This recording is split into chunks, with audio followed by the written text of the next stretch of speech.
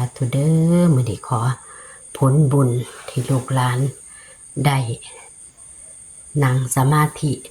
หรือว่าขอนั่งสมาธิขอปู่ในมื้อนี้วันนี้ขอจุดธูปให้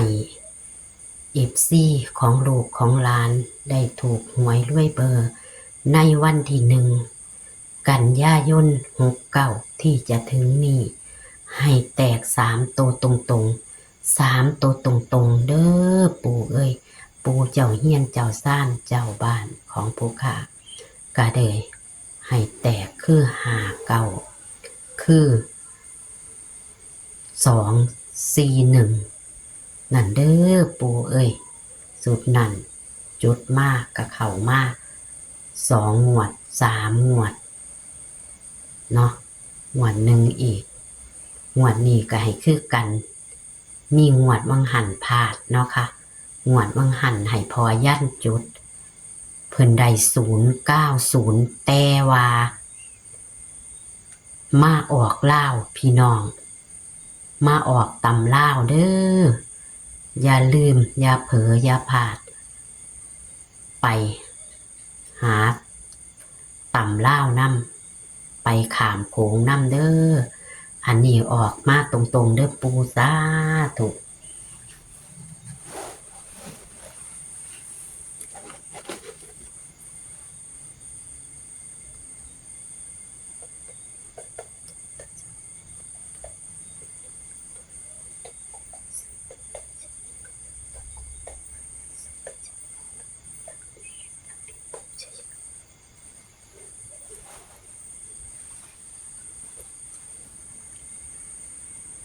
ออกมาแล้วค่ะพี่น้องออกมาแล้วงามบ่ค่ะพี่น้องเห็นบ่เดี๋ยวมารอตัวที่2กันค่ะมารอลุ้นตัวที่2ตัวที่1ออกมาแล้ว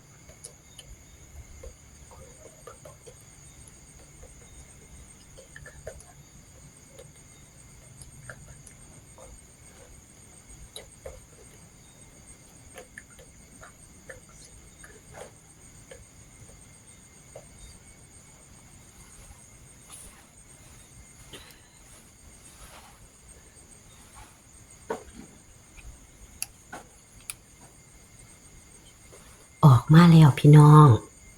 เห็นบ่พี่น้องคืองามแท้เบิ่งแน่งามบ่พี่น้องพี่น้องเห็นบ่578อย่าลืมว่า7กับ1เป็นตัวเดียวกันเด้อพี่น้องเป็น518ก็ได้ตัวเก่าก็ยังอยู่090ออกมาเป็นทีเรียบร้อยแล้วค่ะ578งามพี่น้องสาธุขอให้มาเด้อปู่เอ้ยขอให้มาเดี๋ยวสาธุขอให้มาเด้อปู่578 3ตัวตรงๆในวันที่1 กันยายน69ให้FCรวยยกช่องเด้อปู่เอ้ยหรือพี่น้องจะไปหาคากับเขาแรงในวันจันทร์ที่จะถึงนี้เพราะว่าเฮาจุดวันที่คืนวันศุกร์ที่21เด้อค่ะจุดคืนวันศุกร์ที่21นะคะพี่น้องถ้าไปหาคากับเขาวันที่24คือวันจันทร์วันที่24สิงหาคมนะคะไปหาคากับเขาก่อนเด้อพี่น้องเฮาจุดขึ้นวันศุกร์ที่21สิงหาคม69นะคะ578แต่อย่าลืมพี่น้องจุดไว้16สิงหาคมคือ090เป็น60กลับไปตำเล่าหมดเด้อค่ะบ่เข้างวดนั้นมันพอยันเป็นผู้จุดบ่เข้านะคะแต่ว่าไปตำเล่าค่ะพี่น้องนี่ค่ะวันที่1 กันยายน69จุดถูกขอปูในบ้านนะคะตัดให้ก็จะเป็น3หางแต่ว่าเฮากัน7กับ